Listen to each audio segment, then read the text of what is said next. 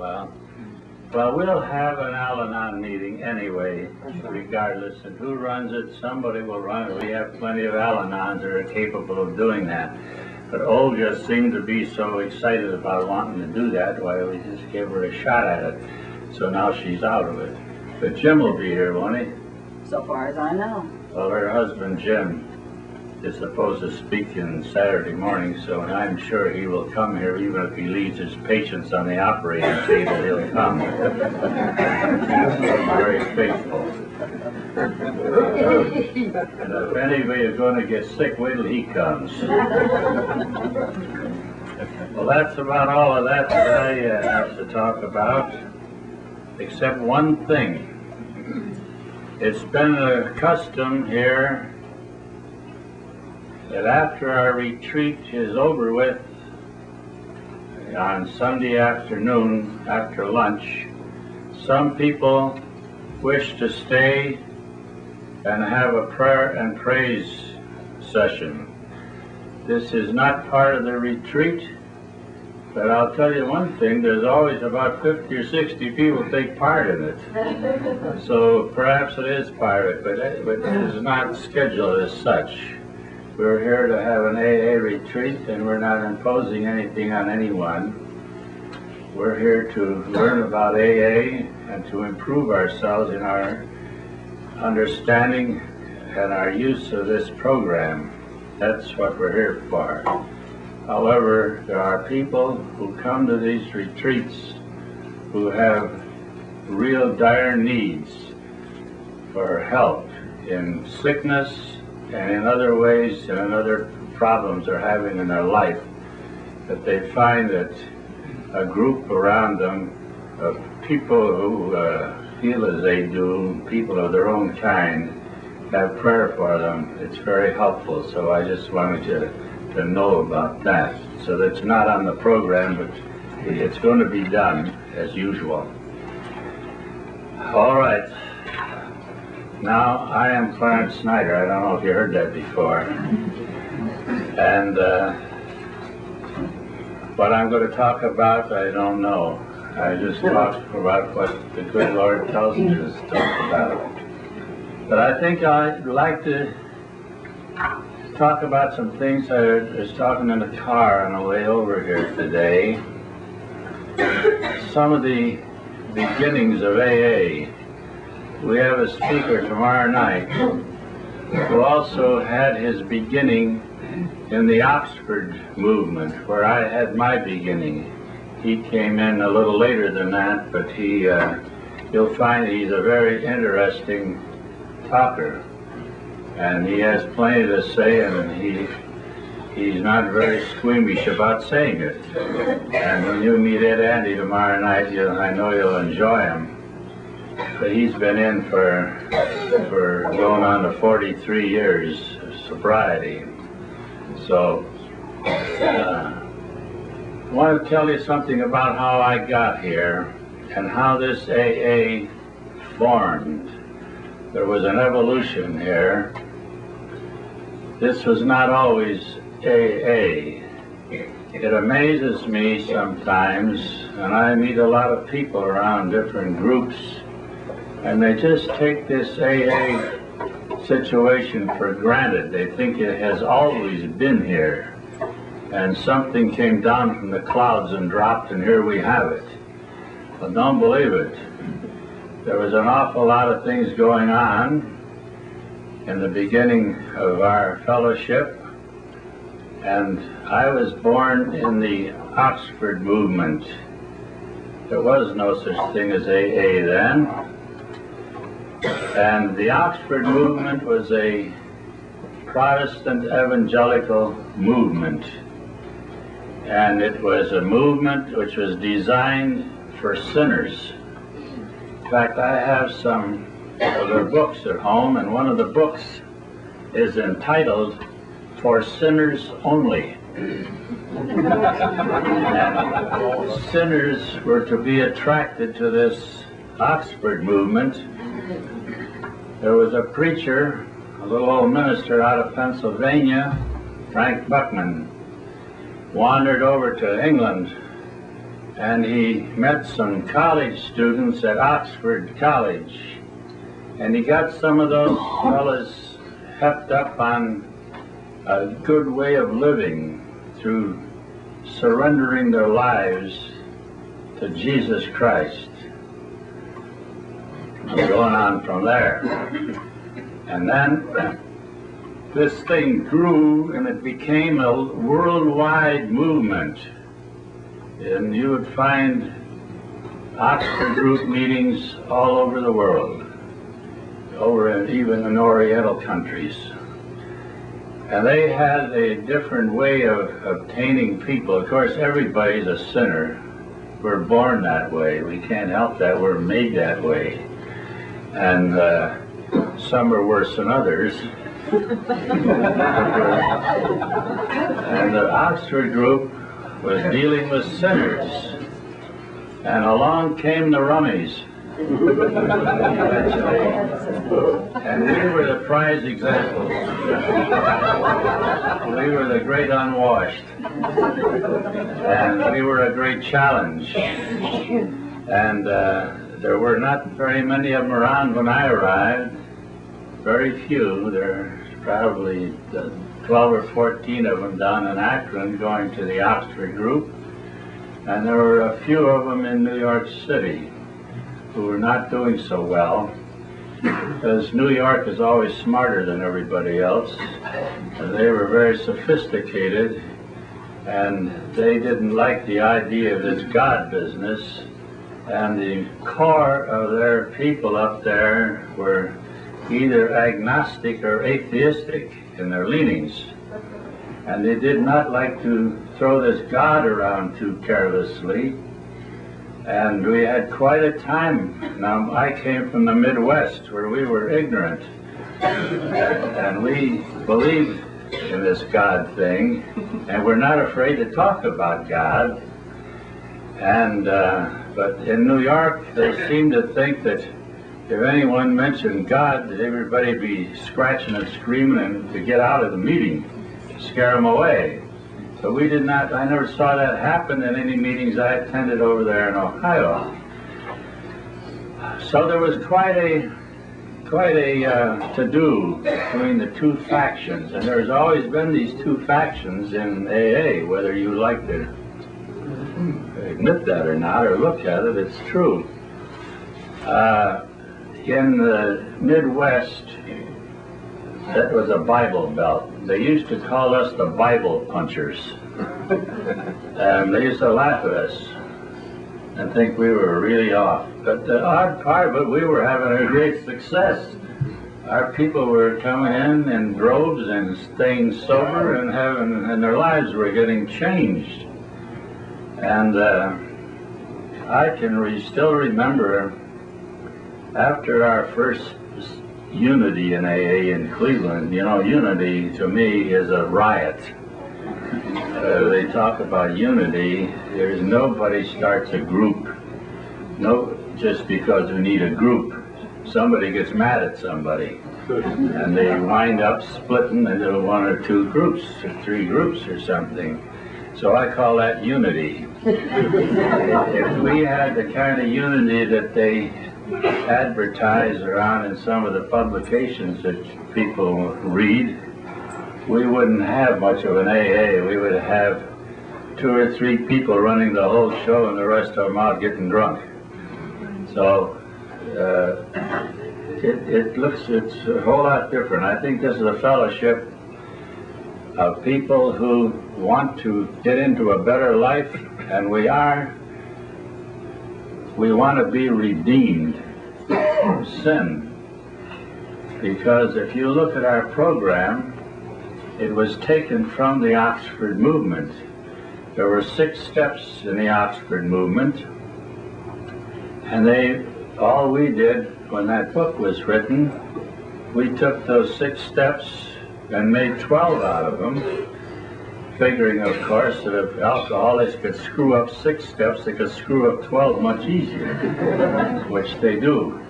And but the ideas were the same. We had to admit that we were equipped, we needed help, we were out of order, our lives were messed up.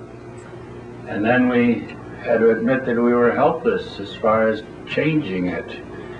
Then the next thing, of course, we turned our will and life over to the care of God.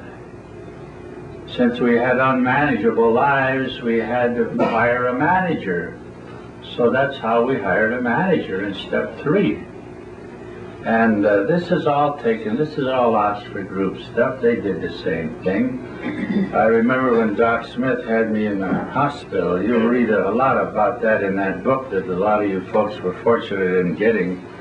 That's a real history of the beginnings of AA. You'll see your hero running all through that book. Clarence S. And you'll find my first wife, Dorothy S.M. in there. And that was quite something. That was a story in itself.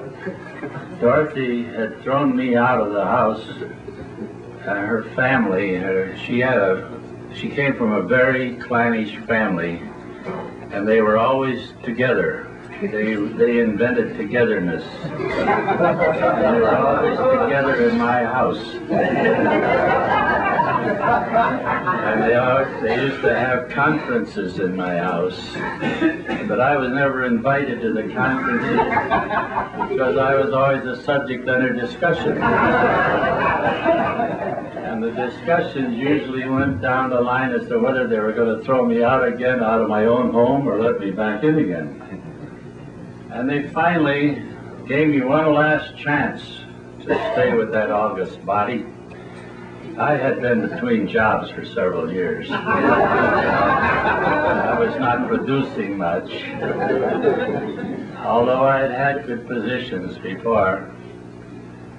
And her brother had a truck, and he used to haul merchandise between Cleveland and New York, a big tractor trailer.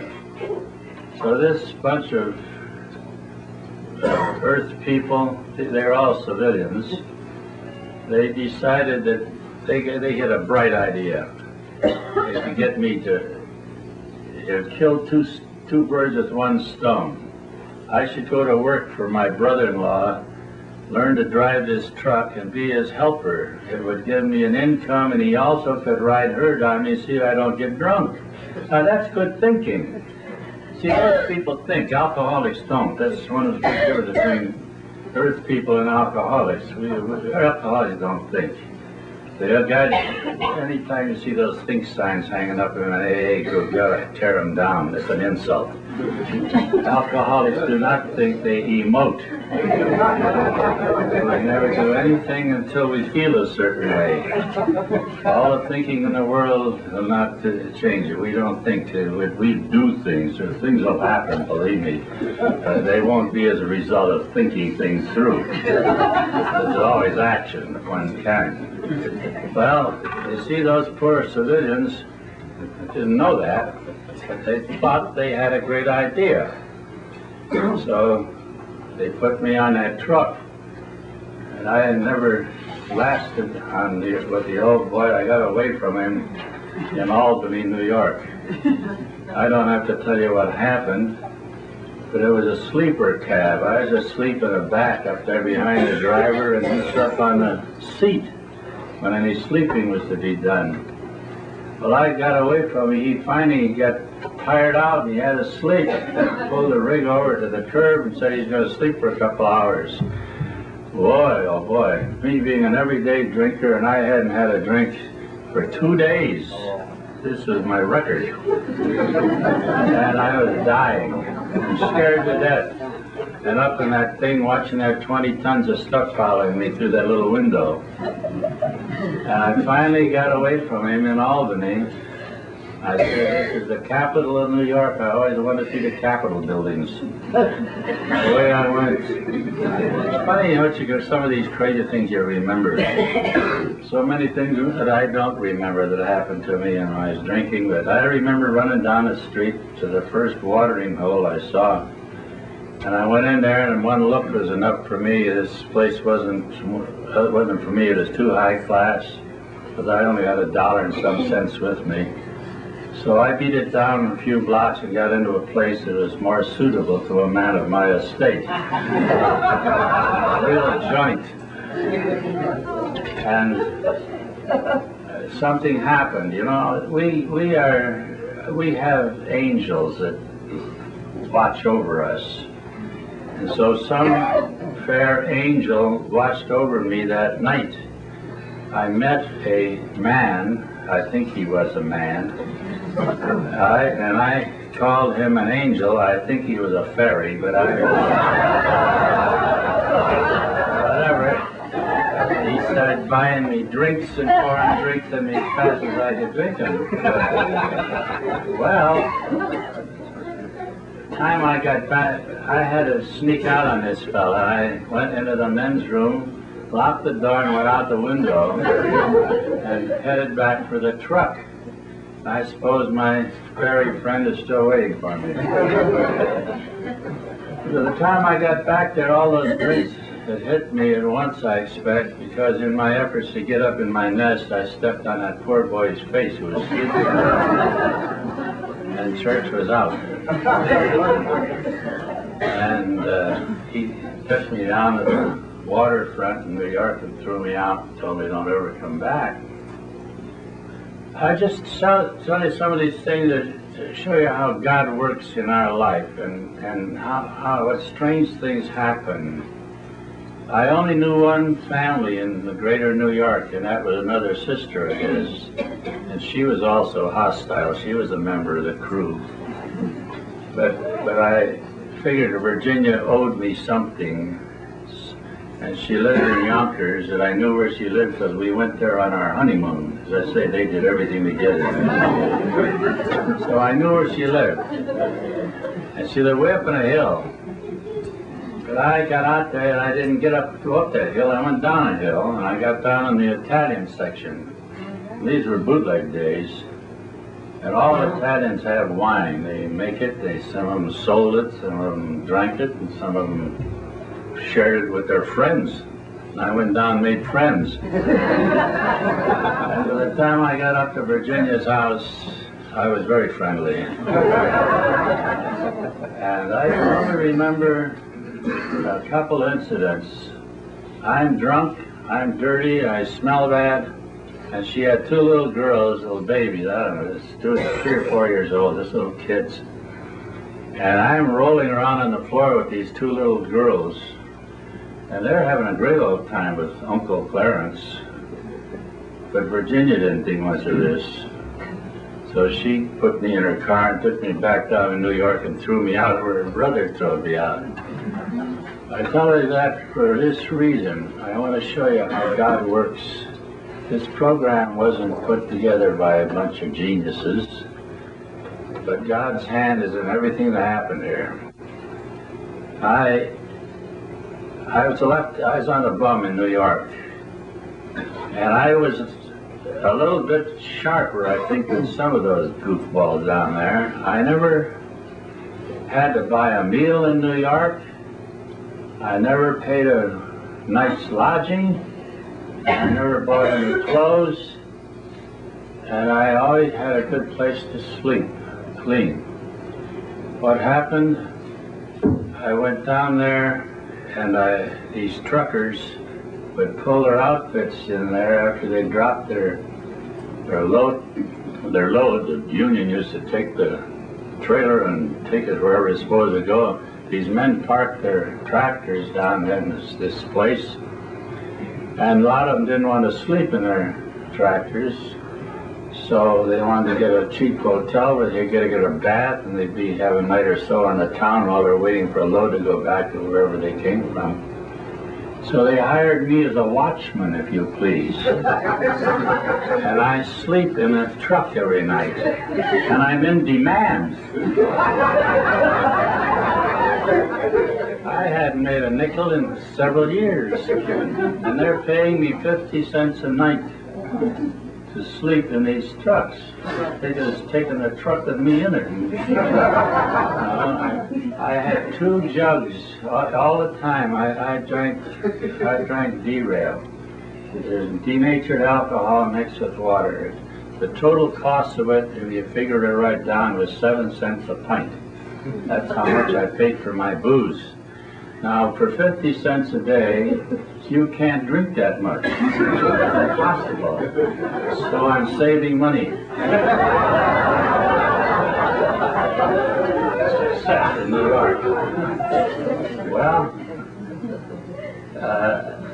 I don't want to go into a long story about how I ate for free. It's a little bit lurid and it's a little bit unbelievable. But yeah, I'll tell you. Maybe you might get in this situation sometime. But I discovered something in New York City. I'm a guy that's always, I'm a regular Robinson Crusoe. I'm always sticking my nose into things and trying to find something, especially something I can pick up and steal. And so I got walking around down New York, and I discovered something remarkable in New York City, the automat. Any of you people ever been in Philadelphia or New York know about the automat. Unfortunately, I read in the paper a short time ago that they have closed the automats. Now that's a total loss, to do a thing like that, because they meant a lot to me in my life at that time. New York, I noticed something about people. I'm a great people watcher. And everybody's in a hurry in New York. If you ever want to get crushed, just start walking past some of those office buildings at noontime when they all let out for lunch. And they all come streaming out of there. It's like a riot. They get a half hour for lunch, some of them, most of them I suppose, or maybe an hour. And they don't have time to go get a meal in peace. And if they go to take any real time, it's going to cost them too much money anyway, so they head for the automat, a lot of them do. Well, they're in such a rush to get back, they order their stuff, they put their nickels in that machine, and out comes their soup and their pie and whatever else they're buying. They get their little meal. A lot of them don't even sit down to eat. They stand up at tables, stand up there and eat. And they're talking to each other while they're eating now. They don't even know what they're eating. And they're going at it. And I watched this performance, and it gave me an idea. Alkies get ideas. I decided this is a good way I can get food for nothing. It takes a little bit of crust to do this. And there's a certain risk attached to it. I would go out at curbstone, I rub one hand in that mud and dirt in the gutter. And I get up alongside of a couple of these guys that are busy eating, and I reach over and put my hand on one of them's plate. The dirty one. Well, the first thing this guy wants to do is clout me, you know. And I look at him, I'm starving to death, you know, a baleful look on my face, and he can't hit me. If something happens to him, humans are funny, you know. He should belt hell out of me, but he can't. So what does he do? He gets so exasperated, he walks away and leaves the whole thing. That's just what I want in the first place.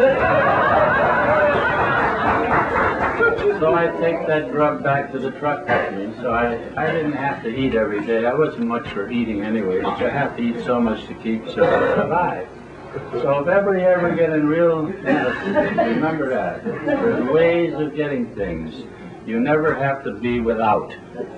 But clothes, I got what I needed at the missions. I couldn't eat their food. I couldn't stand it. I can't stand the smell of a mission today.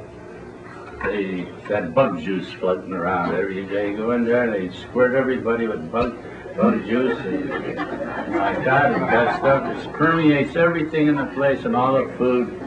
And those bakeries would give these missions old buns and donuts and stuff that they couldn't sell. They come to the missions, and all they do, they lay in there absorbing bug juice. And people wouldn't be eating them. I think they'd turn them over to another mission. And on and on. You couldn't eat this stuff. At least I couldn't.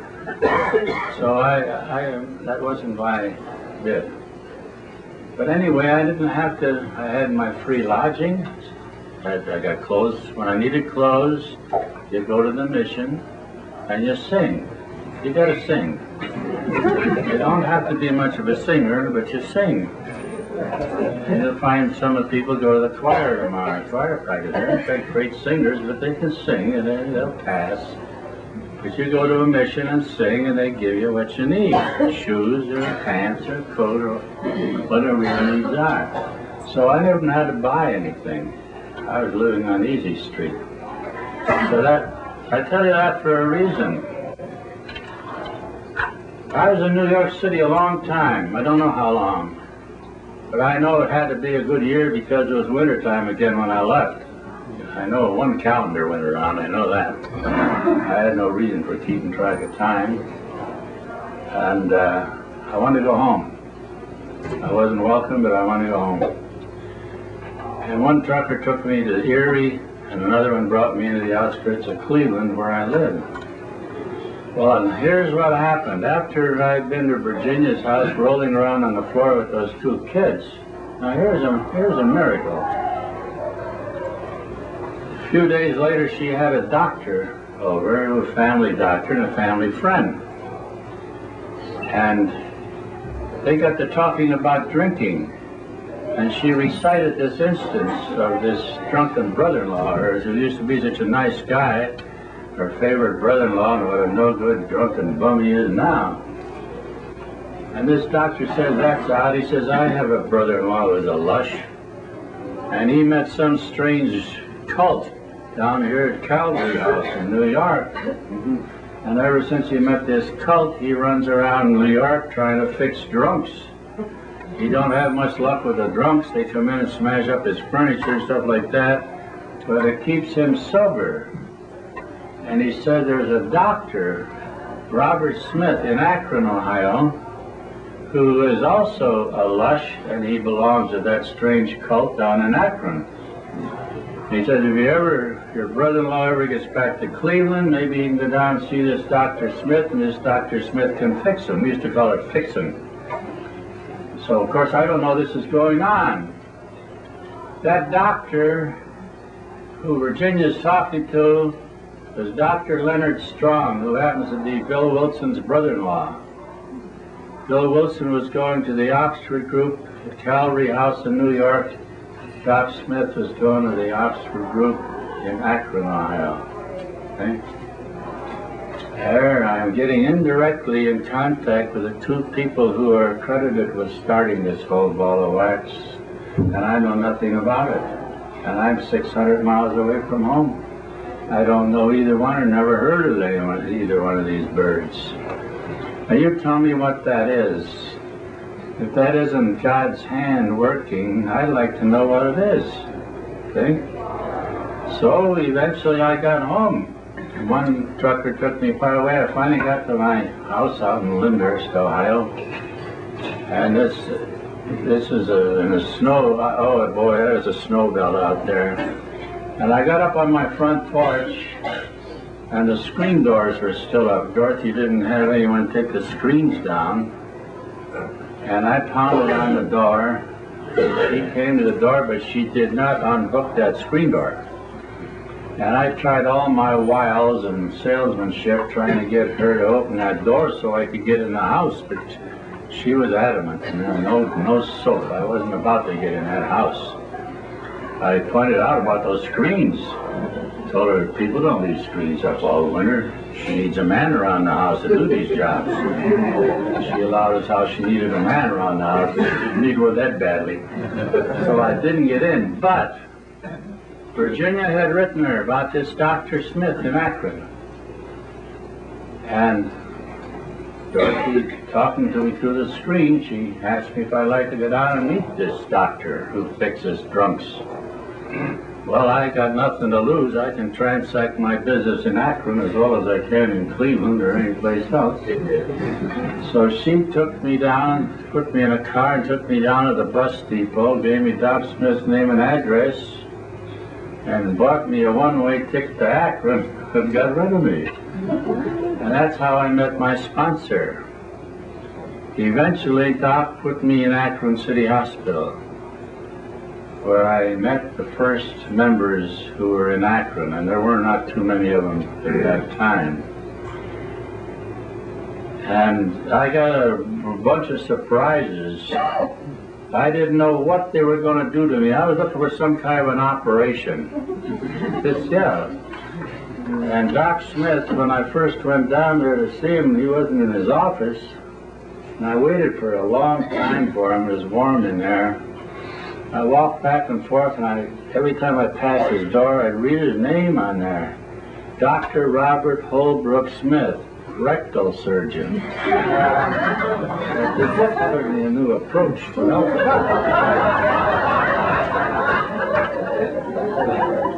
But anyway, I stayed in there. It was warm. And finally, Doc came in, and any of you folks, Andy knew Doc very well. Andy knew Doc 10 years before he ever sobered up. But Doc was a big, gangly guy, and he was a man of few words, but they were all meaningful. He didn't waste any words. Doc was not scared of this guy. I don't want to go into the story why I was afraid of him, but there's a story connected with it. It'd take me too long to tell it. But anyway, he took me into his office, through his reception room, through another room, into a back room, and he sat down, and I, like everybody else, you go to a doctor, you're supposed to tell him your symptoms. So I started telling Doc my symptoms, but he took the ball away from me, and he started telling me all about myself. Well, he scared the liver out of me when he did this, because something odd had been happening up in Cleveland for the past couple of years previous to this. Nellie would know about this, I'm sure. They had what they call the torso murder mystery. There's a Kingsbury Run was a hobo hangout, and it ran for miles there. It was a jungle, and a lot of hobos stayed there, lived down there. And every once in a while they'd find one of these hobos all dissected, all cut in pieces, and all the pieces wrapped in newspaper. And they never identified any of these people. And as to my knowledge, there's 7 or 8 of them that they found. The newspapers had a great time with this. Every time they found a body, that was front page news. So they were presuming that whoever was doing this little job was either a butcher or a surgeon, because he had a fine technique and he knew anatomy. So I'm in there talking to, and this used to bother me. This really, because these are some of my buddies, They were my peers that were getting cut up. Well, anyway, Doc is talking to me, and finally, I'm scared of this guy to start with. And finally, he made the great mistake of all mistakes. He told me he's going to put me out in a nut house outside of Akron at Cuyahoga Falls, a funny farm with rubber rooms, and where nobody can get at me, he said. Where nobody can get at me. All of a sudden it dawned on me, he'd been telling me all about myself, and I can't figure out how this guy knows so much about me. So when he wanted to put me someplace where nobody could get at me, it dawned upon me, he's the Mad Butcher. They referred to this killer as the Mad Butcher of Kingsbury Run. And he had to be following me around to know all these things about me.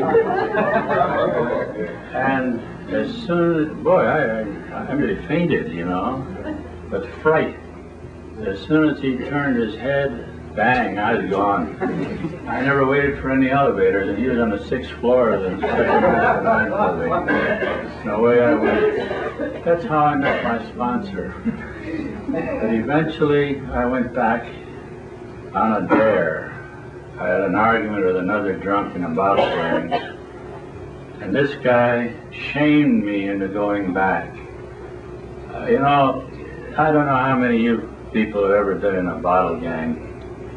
But back in those Depression days, that was the in thing, because people had no money, and we had to stick together to survive. And we drank anything. I mean anything. There was no such thing as going and buying stuff like people do today at a liquor store. That was ridiculous. We couldn't have that kind of money anyway.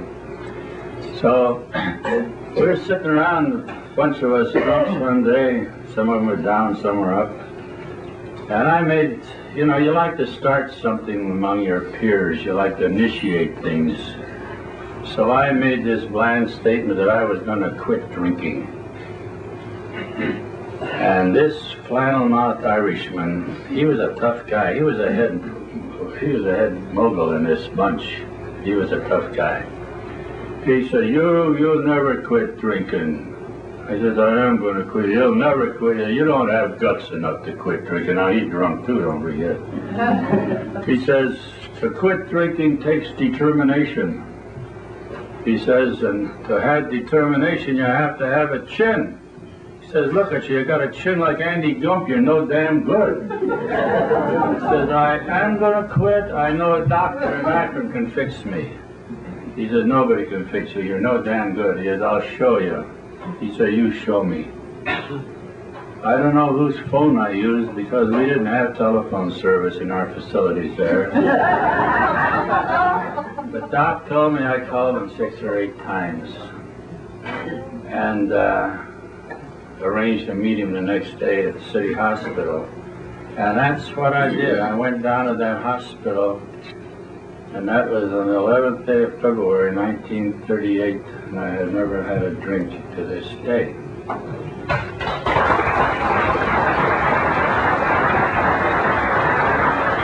Let me tell you what they did to me. Now remember, I had a lot of suspicions about this doctor. So I'm in the hospital, and a few men they had, Andy can remember how we used to do this thing. They came out to visit me. They were all older men than I was, 10, 15, 20 years older than I was. I was only 35 years old. They told me their stories, or their careers, or what had happened to them through booze. And every one of them told me the same thing before he left. He says he had the answer to my drinking problem. But on that note, he left. He didn't tell me what the answer was.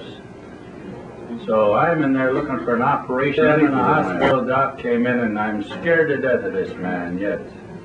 And he was a big 6'4" or 5 guy, fingers on him this long. I think they were a great help to him in his profession.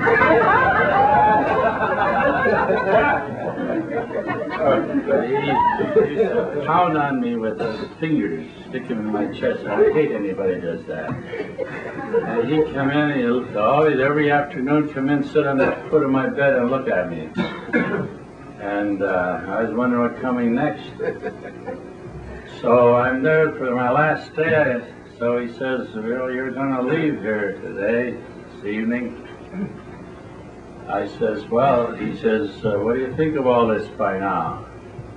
I says, well, Doc, I think it's wonderful, all these men coming in to see me and telling me the story of their life, but I'm puzzled about one thing. He says, and what's that? I says, tell them, they all told me that they have the answer to my drinking problem, then they leave. They don't tell me what the answer is. What are you going to do with me? What happens next? He says, well, we don't know about you. You're a young fella. We've had no success with these young guys. You're all screwballs. See, I was 35. All these guys are 45, 50, and on. Well, I wasn't going to argue that point with him, but finally, must have convinced him that I was ready to do anything. He says, okay then. He says, get out of that bed. I said, for what? Get out of that bed and get down on your knees. Ooh. So I piled out of that bed and got on my knees. I was shorty nightgown. An old doc approaches me, and I was thinking about this operation. Believe me, some funny things went through my head. But what did he do? I said, what am I going to do down there? You're going to pray. I said, who's going to pray? He said, you're going to pray. I said, I don't know anything about praying. He says, I don't suppose you do. He says, I will pray and you can repeat it after me. That'll do for this time, he said. So he hauls me out down there on the floor, the cold concrete floor, on my bare knees, and he put his hand on my head and he uttered a prayer, which I followed. That's how I was introduced to this. That night he took me to this Oxford group meeting at Henry Williams' home in Akron, Ohio. So I go to that meeting and there were a few alcoholics there. There was a whole room full of people there. A lot of ladies there, all dressed up, and everybody seemed to be having a good time, enjoying each other. There were about a dozen rummies there, but there were other 40, 50 people who were civilians. They're Earth people. And this meeting went on. And I didn't know what's going on. I couldn't figure out, but it's still all screwed up here. But somebody opened the meeting, they prayed and they read the Bible, and then after they got through, this guy witnessed and told all about his sins and how he'd been getting over and beating these sins. And then other people popped up all over the audience and telling about what victories they'd been having over their sins of late. Of course, this would put a lot of this go over my head, but I was there. And I went to those meetings, I attended those meetings in Akron.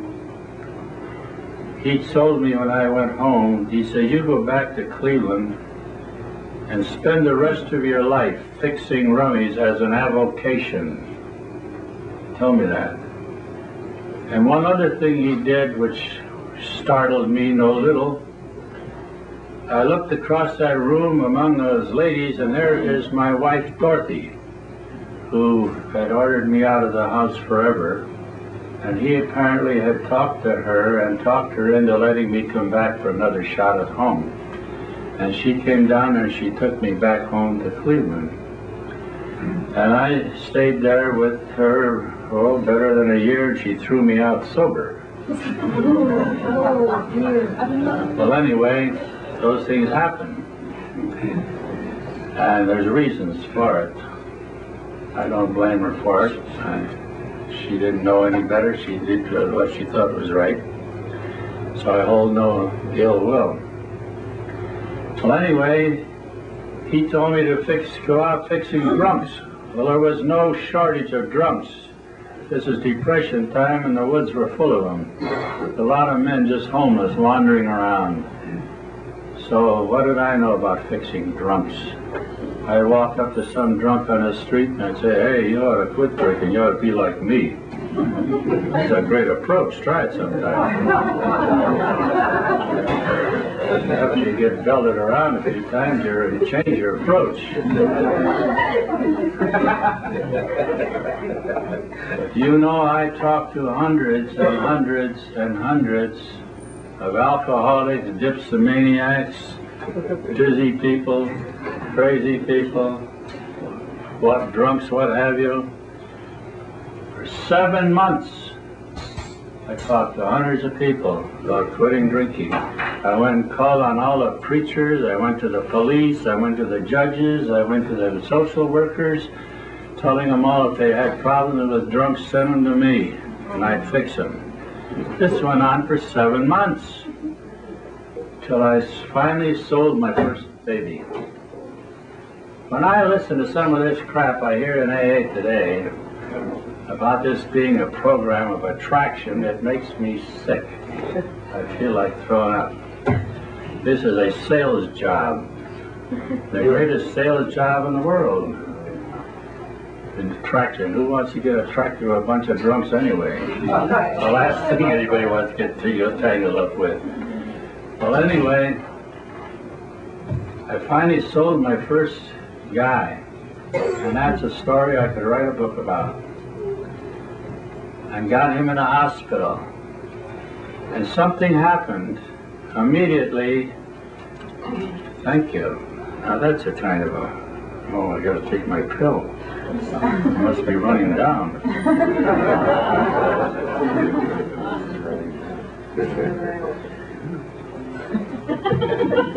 I take so many pills that I don't have to eat lunch anymore. I don't ever get sick like that. Well, anyway, after Bill Hess, I got him in a hospital. Bill was couldn't help himself. He was helpless. And I had a guy that couldn't get away from me. I had a captive audience. Bill Hess was Polish, and he'd been an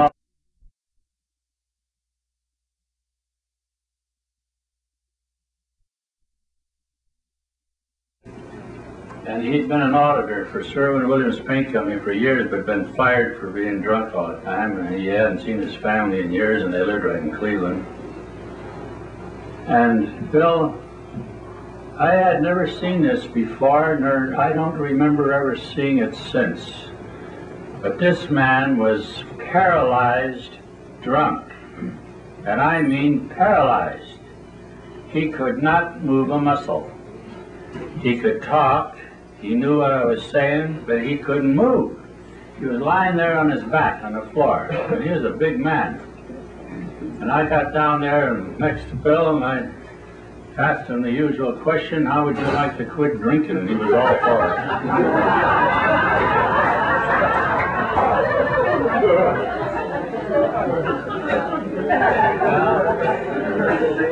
I called Doc Smith and told him I have a baby. I'm bringing down, we didn't call them, people call all kinds of things now, we call them babies. I had a baby that is bringing down, and have a room ready in which he would do. And I got a few of the other rummies there to help me put him in my car. And away I went and dumped him into the hospital in Akron.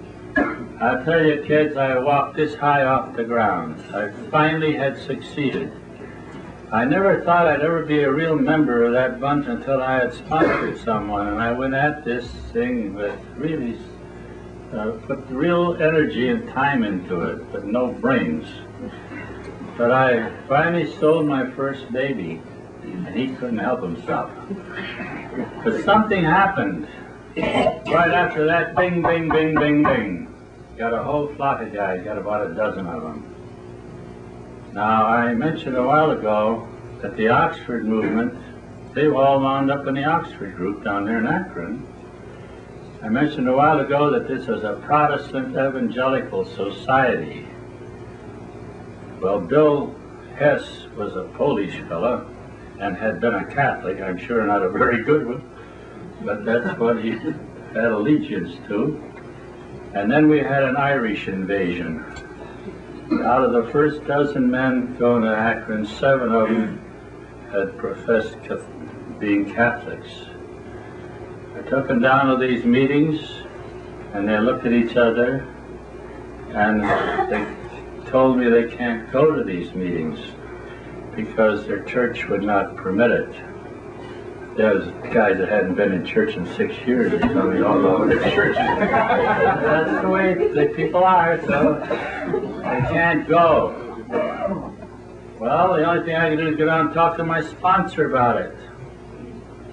By this time, you know, I hadn't been sober too long, but we had our conflab, and I told him that we just told him why. He says, well, we're not keeping the Catholics out. I says, no, we're not keeping them out, but their church keeps them out. It's the same thing, they can't come.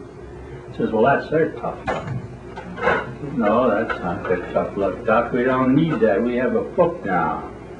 We wrote that book in the fall of 1938, and it came out in February of 39. And this is May of 39 I'm talking about, 3 months after the book came out. I said, we have a book with 12 steps, and we have the 4 absolutes of honesty, unselfishness, purity, and love. Anyone can live by that, no matter what kind of religion he may or may not have.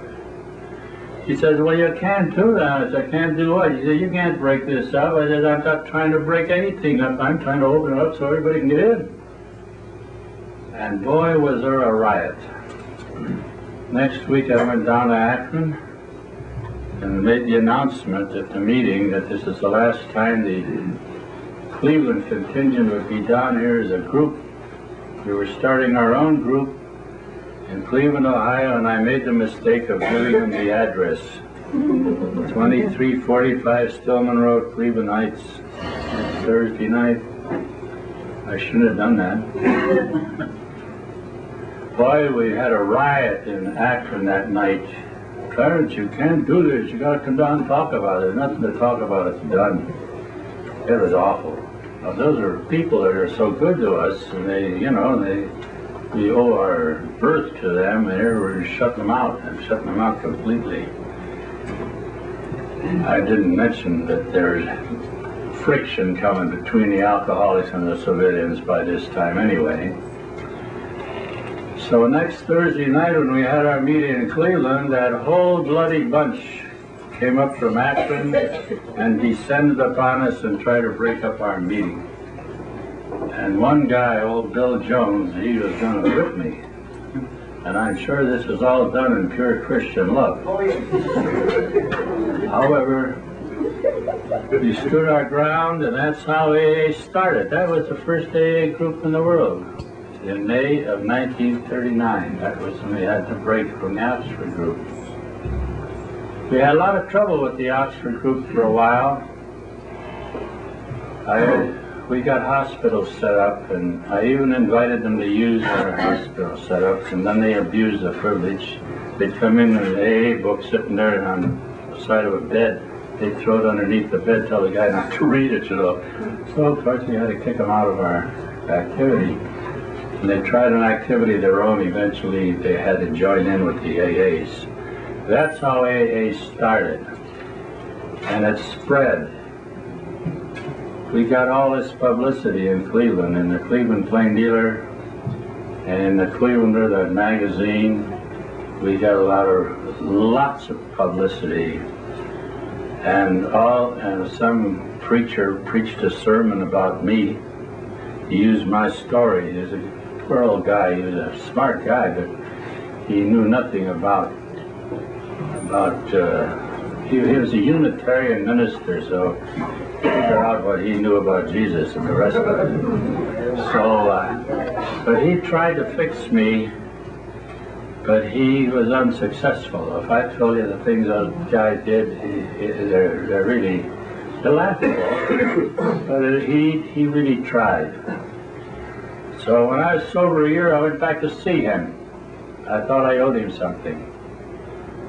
And when I walked into his office, he didn't know me. He'd never seen me dry. He never saw me clean till that time. He didn't know me.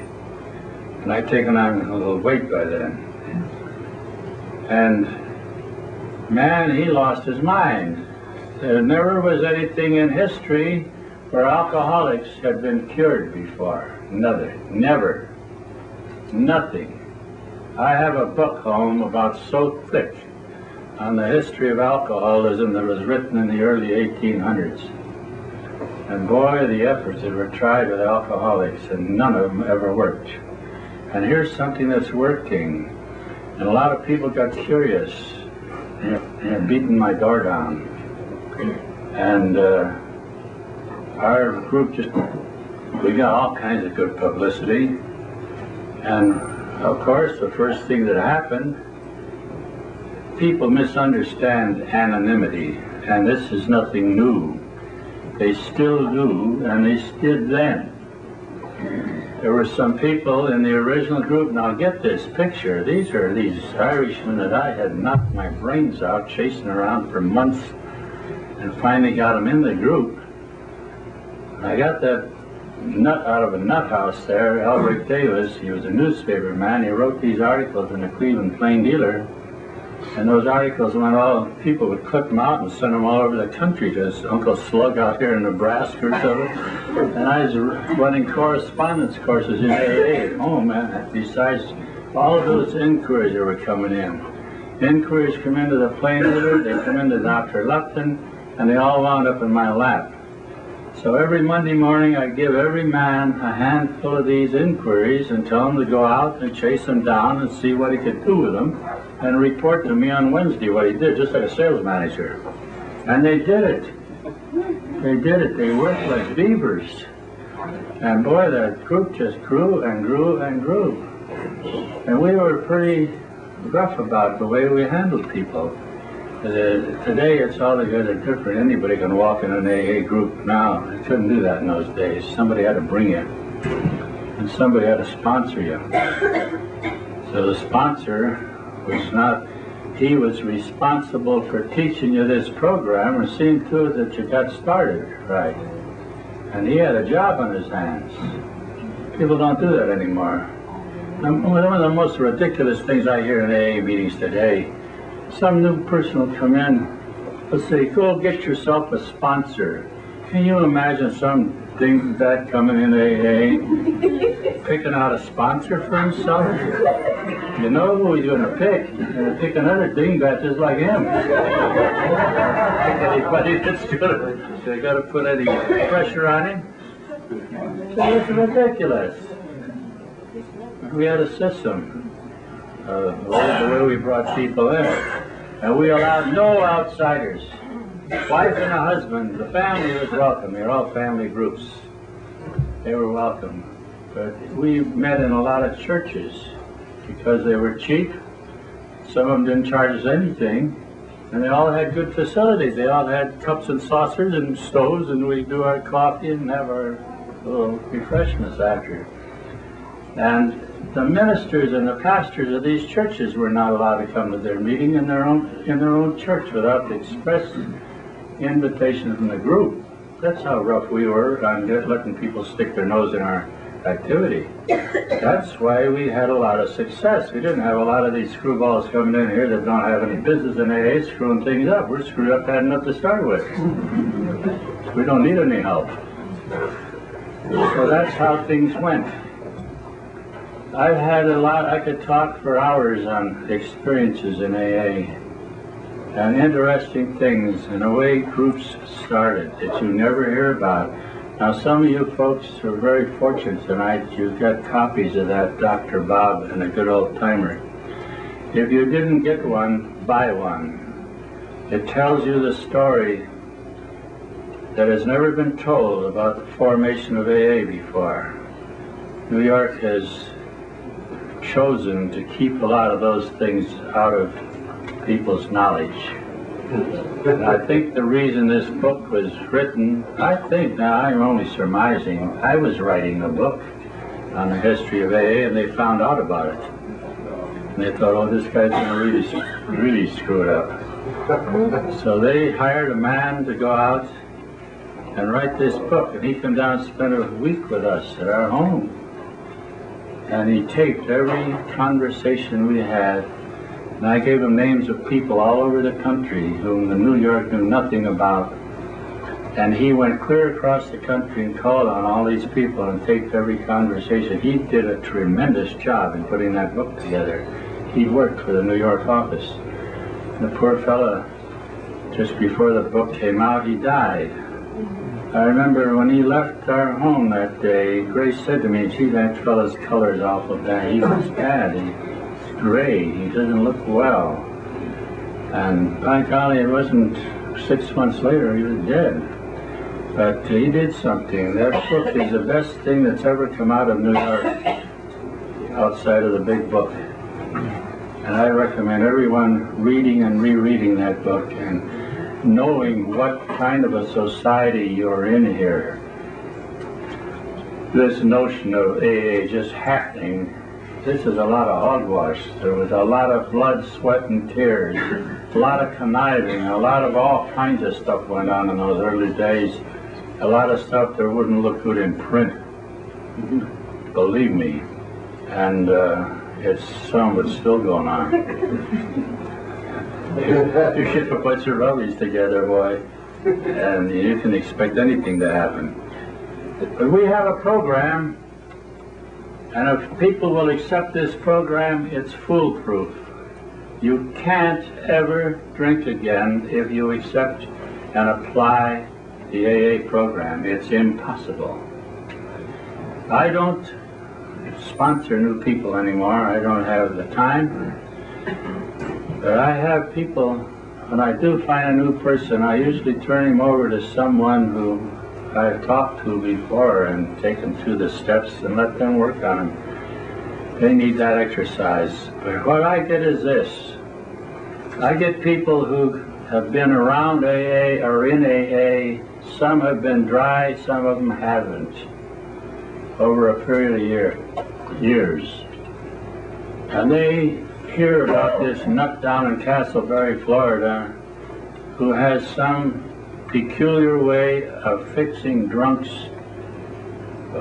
in 2 days. It takes you through the steps in 2 days and you never drink anymore and you have a good life. Now this sounds pretty good to a lot of people, you know. And I try, and they call. I don't get very many people from around Orlando, of course. A prophet is without honor in his own home. I'm a bum there, but I go 100 miles away, I'm an authority. But these people mostly come from different parts of the state or out of the state. And they're sincere people. I don't want them to come unless they are.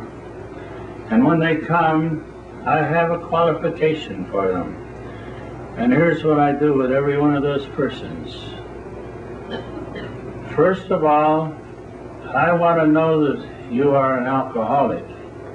And I want you to know it, and I want you to admit it. Now, how do I know you are an alcoholic? Well, after 45 years of fooling around with rummies, if I don't know an alcoholic when I run into one, they better lock me up for good. Because alcoholics are different than people. Altogether different than people. We are in a class by ourselves. Our characteristics are the same. I don't say that some civilians don't have some of our characteristics, but they don't have all of them. But every one of us has the same pattern as far as the way we're put together. Our process is up here. I don't talk about thinking process because they don't think. Alcoholics don't ever catch an alcoholic thinking. They're in real trouble. But no, they're all alike. And after conversation, I can ascertain to my satisfaction that the person's an alcoholic, he or she is an alcoholic, and he or she admits it. A lot of them don't know what an alcoholic is. It's never been explained to them. You know, and most people, all of them, not most of them, every alcoholic I've ever met has a very poor opinion of himself. His feeling of self-worth is next to zero. And I tell him what a great guy he is, and I prove it to him, that he's different than people. And he's got something that these other people don't have. And don't ever try to be like those people. Be you. And I teach him how. How do we do this? We do this by taking them into the steps. I have a way of these questions I ask. First of all, I want to know if it's an alcoholic, and he finally admits he is. The next thing I ask him is this: what do you want to do about it? A lot of people don't want to do anything about it. A lot of people will quit or I'll quit for them, see? So I want to know what they'll do. So I say to them, what are you willing to do to quit drinking forever? I don't say anything about quit drinking for 24 hours or 24 years. Forever. That's a long time, especially for something that has never had a week's sobriety in his life. You get some funny answers on that one sometimes. Where do I get that from? That's in the book. It says if you want what we have and are willing to go to any lengths to get it, you are now ready to take certain steps. That's what it says in the book. I didn't make that up. But people don't throw this at their people when they come in. They let anybody walk in and sit down in a chair. And half the people sitting in a lot of these meetings I've been in don't even belong there. They know more alcoholics than I'm an astronaut. They got nothing else to do. They're curious, or they're lonesome or something, or looking for a broad, or looking for a guy. There's something going on all the time. It's a good place where people have no friends. They come in and they accept everybody. Let them talk and let them be something. And they don't belong in AA at all. We're filled up with people like that. An alcoholic is an unusual person, and I don't think there's over 8 to 10% of the population who can be alcoholic. This is a privilege reserved for a chosen few. And if you're an alcoholic, and if you will go in under this plan, willing to go to any lengths, when he tells me that he's willing to go to any lengths, the ball's in my court then. He can't back up on me. The minute he backs up and starts something, I say, hey, Buster, what did you tell me a while ago? Are you willing to do anything? Now you're giving me some of this stuff. Go home. They don't go home. Quiets them down real quick. They want to get well, or they wouldn't come clear from Indianapolis or Mobile or someplace, or California to get fixed up. But you have to take control of it and put that program in the way it is. We have a tremendous program. I've never heard of a person who has come and gone through the program this way that's ever fallen off. So that speaks for itself. But I take them down through those steps, and the people, when they read these steps, they read that first step. It says that I'm powerless over alcohol, but they don't hear the rest of it. Their life is unmanageable. They don't hear that at all. And that's the big problem. It's not the alcohol, it's the unmanageable life. They never hear that. Step one. Step two says I came to believe that a power greater than myself can restore me to sanity. So some dingbat likes to say a power, they can put anything as their God. They can take that radio or stand here, or a table, or a lamp. That's their God. I'll trust my everlasting soul to the help of a chair or a table or a light bulb. But you hear this crap. And why do you hear it? You know why you hear this stuff? It's that thing they put in there, as I understand him. You know why that was put in there? When this book was written, I'll tell you a little secret. A lot of people don't know this, and you'll never get it in any literature, I'll tell you that. When this book was written, there was an awful, as I mentioned before, a lot of fuss between New York and the Midwest about God. And the atheistic, agnostic circle up there in Gotham didn't want to emphasize God. But we nuts over there in the Midwest, us Bible thumpers, we came right out with him, with God. And when the book was written, they wanted to tone the God business down in New York, Parkhurst and Wilson and Burwell.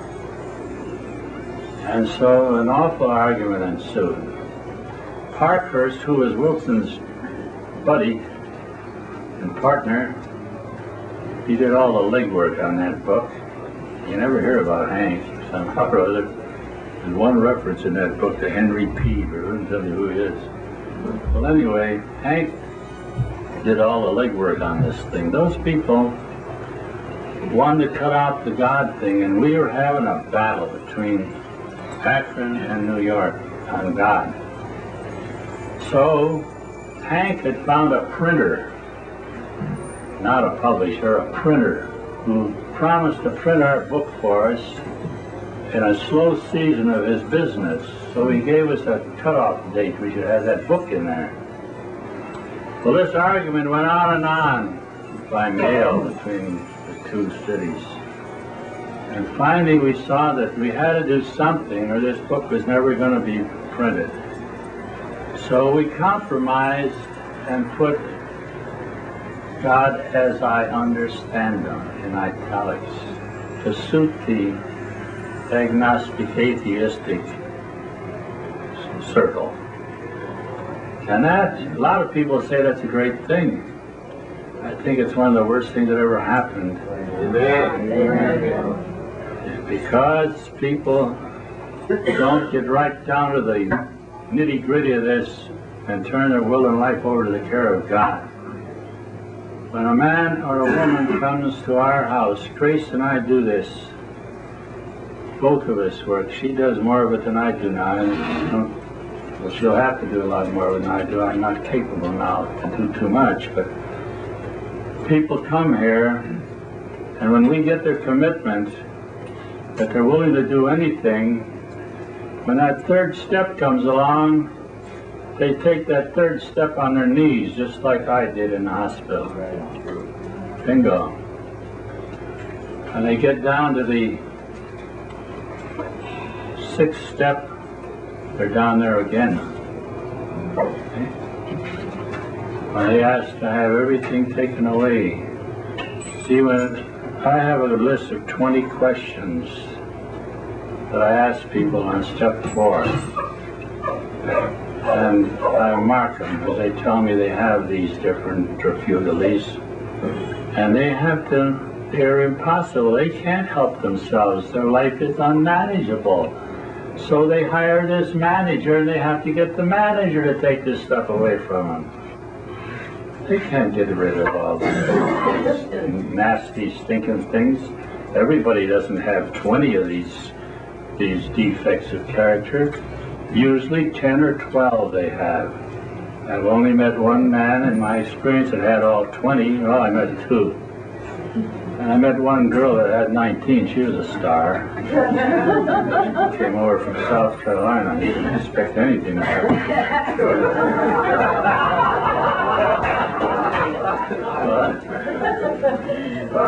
Those questions, I have them on a paper. And they tell me whether they have resentments and whether they have hates and whether they're dishonest. All these different things. Enviousness and jealousy and whether they gossip and all this kind of stuff. They tell me. So then how are we going to get rid of them? They've got them. They've been living with them for years and they can't get rid of them. So they have to ask their manager to take them away from them. So they do that on step 7. And the manager takes them away. They don't have them anymore. That sounds simple, doesn't it? And it is simple. But people resist this kind of thing. They say, oh, you're talking religion. What's the matter with religion? We're not talking religion. We're talking what was taught us in a good book. Our whole program emanates from the Sermon on the Mount and the book of James in the Bible. So if you want to know what these steps are, read the 5th, 6th, 7th chapter of Matthew and the book of James. You'll find Jesus' Sermon on the Mount, which is the greatest sermon he ever preached. He preached those to his disciples. And the book of James is a healing ministry. And if anybody needs any healing, we're the chickens that need it.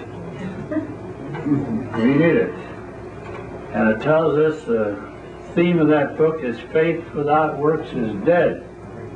So when we get something, we got to do something about it and go out and go to work. You find the people who are happy and having a good thing in AA and having a good life. They're the people that are doing these things. They're not the smart ones. The dumb ones. They're too dumb to accept this stuff. If you don't believe it, ask anybody in New York.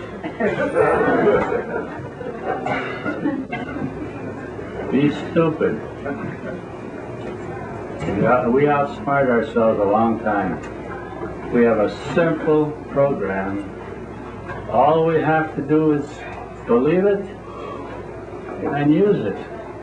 If you have trouble believing it, I'll point people out to you that have done it. Look at them. Watch how they live. And look how some of these other smarties are living. Eh? Stay with the dummies. They don't know any better. They know they need help. And they scream for it and they accept the help. And the help's there for every one of us. This is a life-changing program. We come here to get our life changed. And that's exactly what it's for. I was going to make a short talk tonight, but I get off on some of these things, and they're always new to me. And it's good for me to talk about them. It does me good. I don't know why anybody who has benefit of things in AA isn't anxious to get out and tell about it to people. Talk about it. Anonymity, all that BS. That's all hogwash. What does it mean? You know what anonymity means? That's what it means to me. It's what it always meant. I don't care who in the world knows I belong to AA. You have my permission to tell anybody in the world that Clarence Snyder belongs to AA. God knows I've done it enough myself. You see it enough in the newspapers. And I've got enough hell for it. But I have no right to go out and tell anybody that Chuck here belongs to AA. I have no right to do this without his permission. It's just a courtesy. Very few people in AA need anonymity. My God in heaven. Some bum lays there in the gutter 20 years. People stepping over him, talking about him, getting thrown out of jobs and thrown out of his house, out of his family, getting thrown out of here. And he starts to get well, and he's afraid to tell anybody about it. How asinine.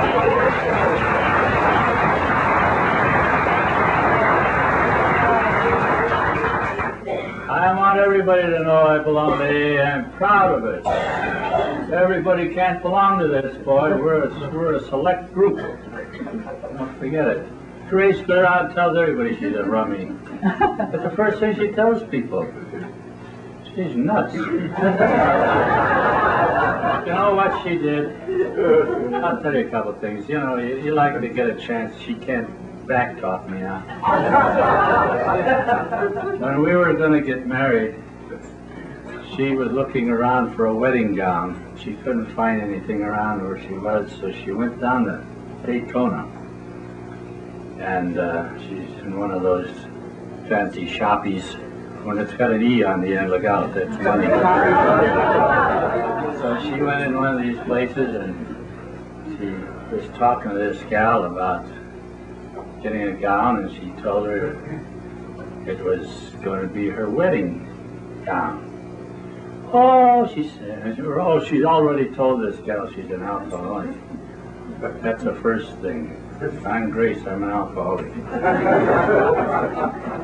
So this gal says, well, who are you going to marry? She says, I am going to marry Clarence Snyder. She says, you're going to marry Clarence Snyder? He nearly broke my home up once. He figured in my divorce, that was what she said. Well, it seems that she and her husband belonged to the same group in St. Pete where I belong, and we were all friends, but they got unfriendly, and they got fighting and disagreeing, so they decided to divorce. And they had a tomcat. They had gotten a little kitten, it was a tomcat, and it grew into quite a cat. And they particularly liked me, and they named this tomcat Clarence. So the big argument came with the divorce is who was going to get Clarence. I didn't give a damn about the furniture and the bank account. Clarence was the thing that was important. And for a while she thought our wedding was off till she heard the whole story.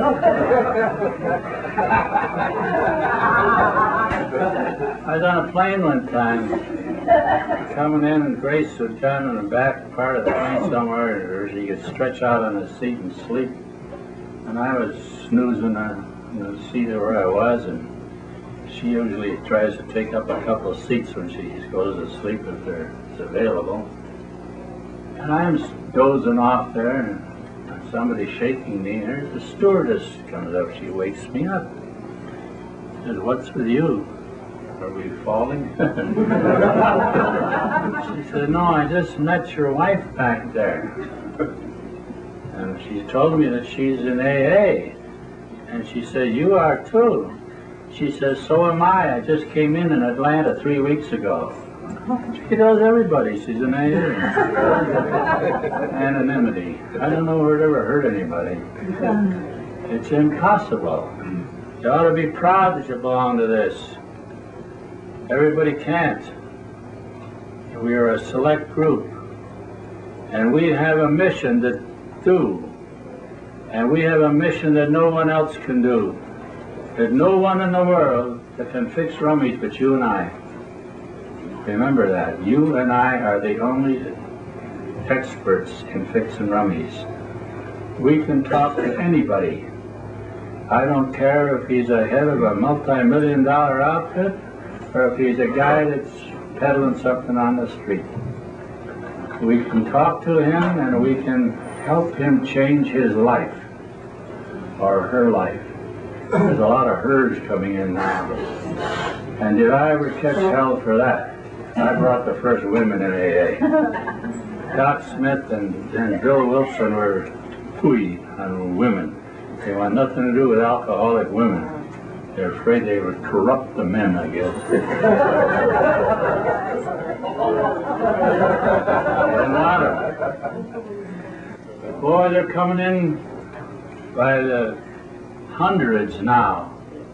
I wouldn't be a bit surprised that in the last few years there have been more women coming in AA than there have been men. And they're making it. Okay? They're finally coming out of that closet. Finally get rid of that guilt. Finally find out there's other people had this, and they weren't what people told them they were. And they get a good feeling about themselves. This is what we need, is a good feeling about ourselves. All of us. Everybody's told us what bums we were, and we did our best to prove it. But now, we have to have a feeling that we are somebody. And I'll tell you one thing sure as shooting. I've been around a long time. I'm 80 years old. And I've seen alcoholics for a good many years. And I'll lay anybody bets that we are the most prolific, smartest bunch of people in society. Alcoholics can do things that other people, they get things done before people are thinking about them. They think, we act. Alcoholics never think about anything, they just do it.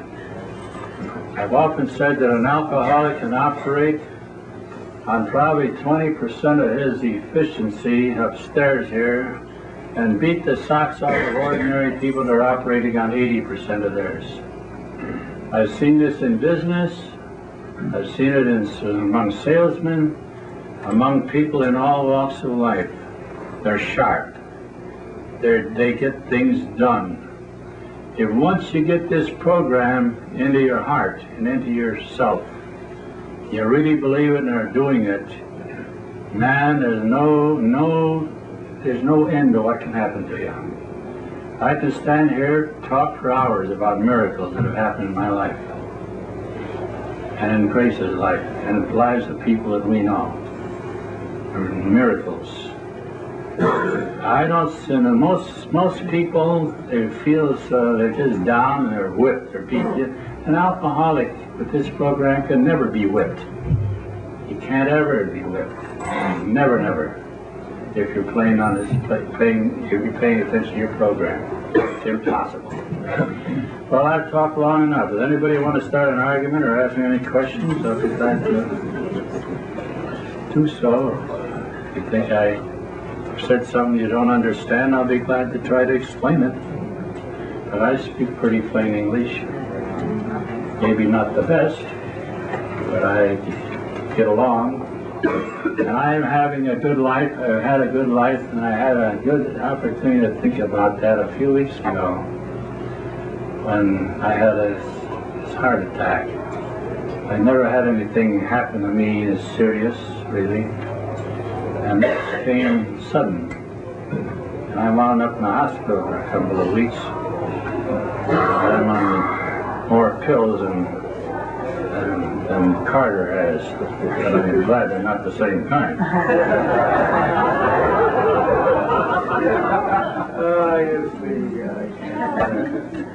But I had things to think about. I had things to think about when Jason was sick so many times in the hospital.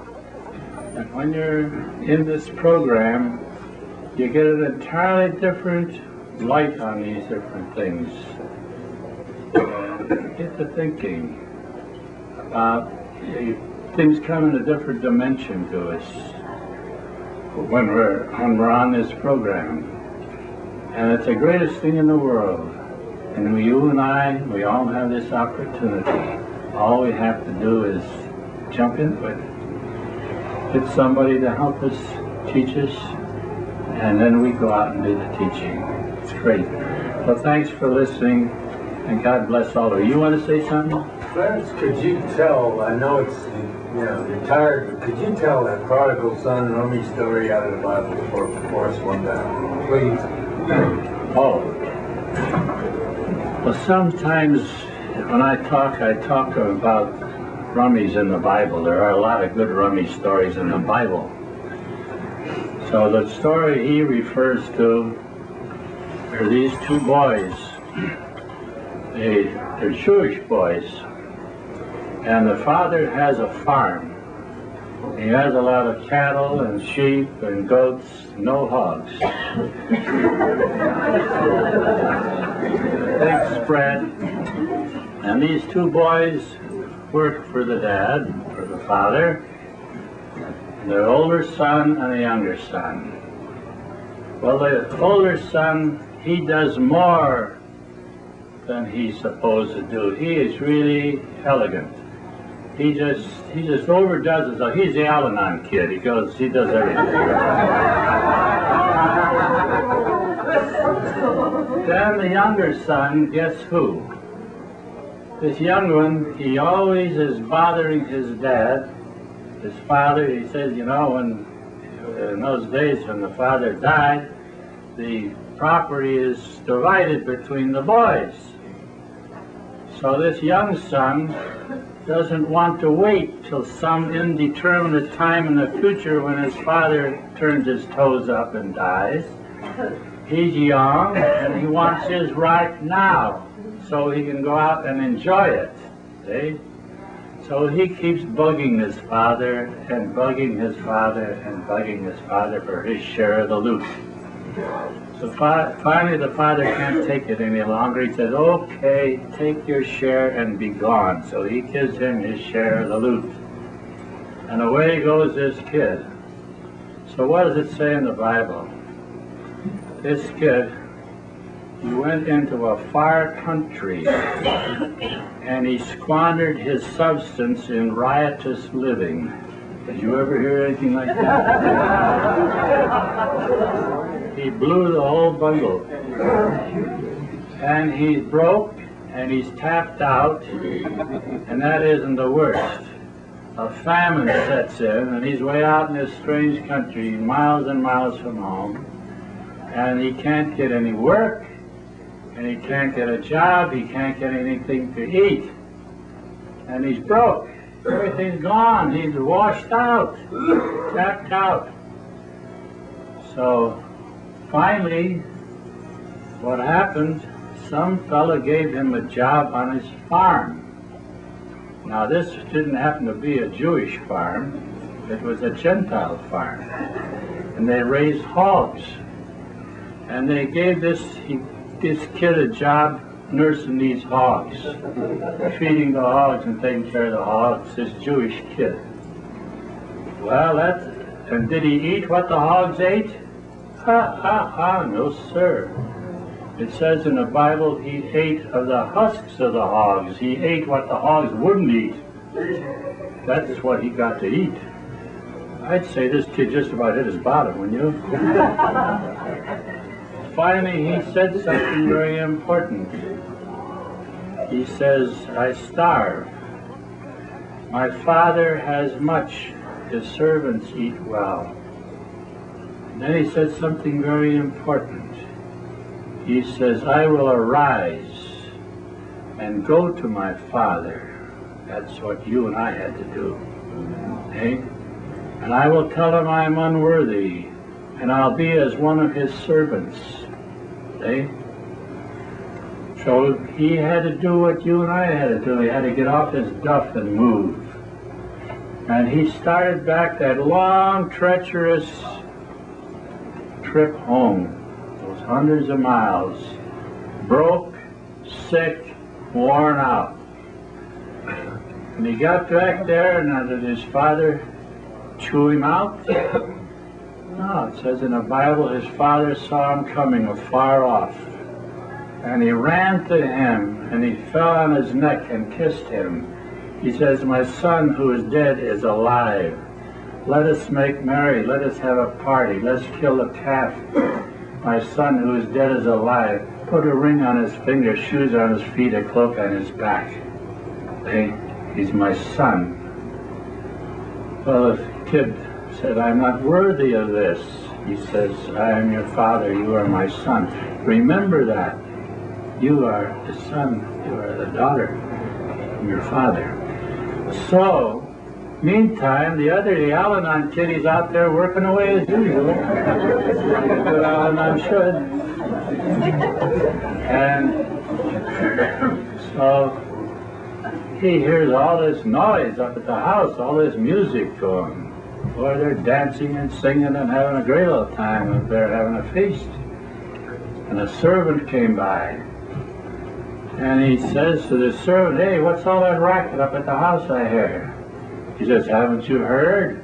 He says, heard what? He says, your brother came back. He says, oh, that dirty no good. So then he dropped his tools and he went up to the house and confronted his father, which is a human thing. He says, Father, I have been a good son to you. I have done everything that you wanted me to do and more. This no good brother of mine goes out and squanders everything on high life and blows the whole bit, and he comes home and you have a party for him. You never had a party for me, Father. Now that's very human. Well, it's a great story of redemption, a great story of forgiveness. And the father had to explain to the son why this was. This kid was already gone, but he came back. It's like you and I. We were completely gone. We blew the whole bundle. We blew the whole thing. We wound up on our butt. We ate with the hogs. We had to come back and depend upon the Father. We had the same thing that kid had. Only I think the Bible had a much better way of putting it. Thanks for asking.